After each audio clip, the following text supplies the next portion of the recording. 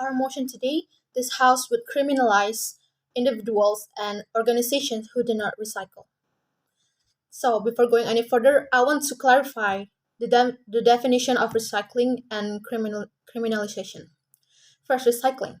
Recycling means an activity or reprocessing of materials that have been used. It can also be interpreted that recycling is an activity to recycle goods such as plastic, paper, and so on. The recycling context itself that we want to bring to this debate is waste recycling and criminalization. Criminalization, as we know, it is a process when a behavior or action of a certain individual or organization can be classified as a crime. The meaning of the crime itself in this context is breaking the rules. Garbage in the capital city of Indonesia, Jakarta, landfill in Bantar Gebang, Bekasi. Every day, there are 6,500 to 7,000 tons of garbage from DKI Jakarta, which adds to the height of the hills in the Bantar Gebang. With an area 110.3 hectares, Bantar Gebang is the largest landfill in Indonesia. 81% of the land is used as an active waste disposal site, while the rest is operated as facilities such as entrances, roads, and waste treatment plants. That's just one example of landfill in Indonesia. Surely there are many other landfills that receive tons of waste every day to be managed. We can see concrete evidence from Indonesia, which has a population of around 278 million people. The waste generated can reach hundreds of thousands of tons per day. Considering the number of landfills that Indonesia has, of course, the workers and institutions that manage these landfills will be overwhelmed or exhausted because of the large amounts of waste that is sent every day to that landfills. Of course, this makes garbage constantly accumulate in landfills.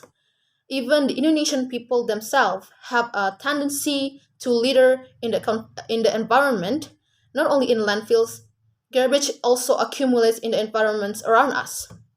The accumulations of garbage is dumped in rivers, soil pollution when garbage is buried in the ground, or pollution when garbage is burned, or bad odors caused by garbage. Therefore, why this proposal was made? Because of the excessive accumulations of waste and the inability of the disposal site management agency in waste management. So that participation from every level of society is needed to take a role in recycling waste. And to ensure that community participates in recycling waste, this proposal will criminalize people who do not participate in recycling waste. So jump to my mechanism. 1.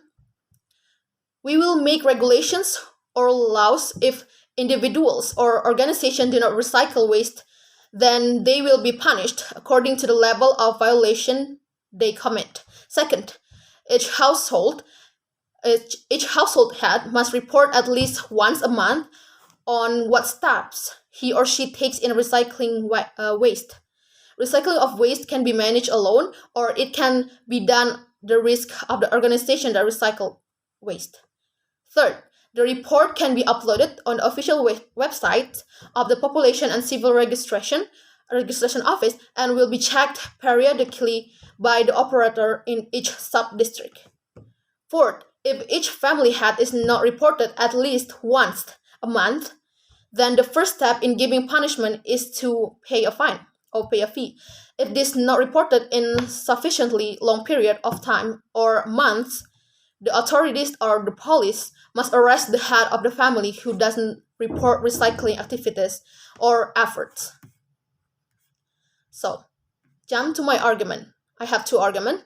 First, why should we criminalize individuals or organizations that don't recycle waste? Second, what are the implications of criminalizing individuals or organizations who do not recycle? My first argument. Why should we criminalize that?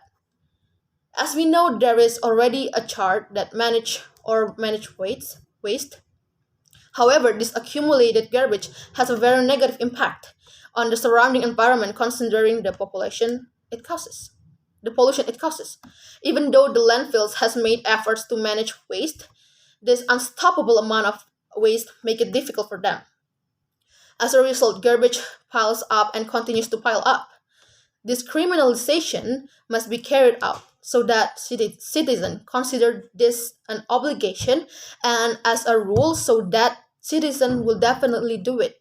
If the rules are not affirmed, people will take them for granted and ignore them. Whereas the harm of the trash itself can have an impact on themselves. Maybe many people are against these regulations regarding criminalization, but the accumulation and impact of the waste itself is something urgent. So this proposal must be made with the aim of protecting the environment and human survival.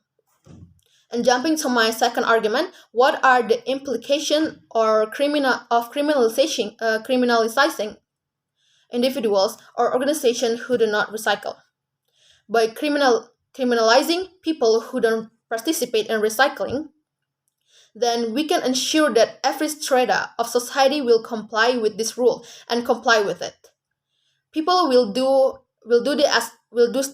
this as an obligation because they do not want to be punished or rewarded if they do not participate.